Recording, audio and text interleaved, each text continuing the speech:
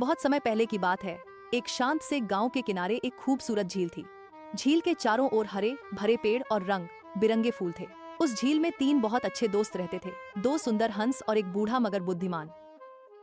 वे तीनों दिन भर साथ खेलते, पानी में तैरते और मजेदार कहानियां सुनाते। अक्सर वो एक बड़े पेड़ की छांव में बैठकर सपनों की बातें करते और हंसते खिलखिलाते रहते। सालों तक उनका जीवन शांति से चलता रहा। लेकिन एक साल बारिश नहीं हुई। सूरज की तपन बढ़ती गई और झील का पानी धीरे धीरे सूखने लगा।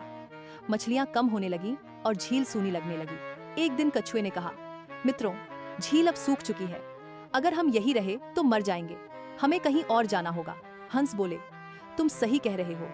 हम आसमान में उड़कर अलग अलग दिशाओं में तलाश करेंगे। जहां अच्छी झील मिलेगी वहीं चलेंगे। हंस उड़ गए। कुछ घंटों बाद एक हंस लौटा। मैंने पास ही एक झील देखी है, बहुत सुंदर है। उसमें पानी भी है और मछलियां भी। कछुआ खुशी से झूम उठा। ये तो बहुत अच्छी खबर है।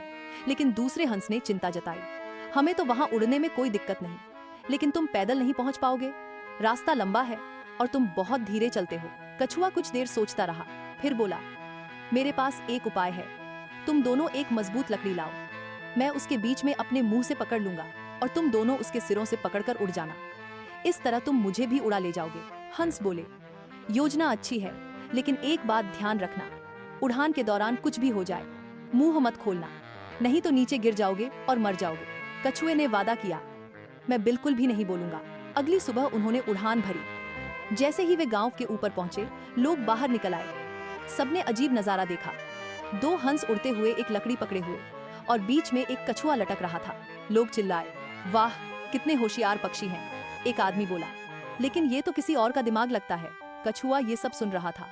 उसे गर्व हुआ। सबको बताना चाहिए कि ये मेरी योजना थी। और ये कहते हुए उसने मुंह खोल दिया। जैसे ही उसने मुंह खोला, वह लकड़ी से गिरा और सीधा जमीन पर आ गिरा। उसकी मौत हो गई। हंस नीचे उतरे, अपने मृत दोस्त को देखकर दुखी हुए।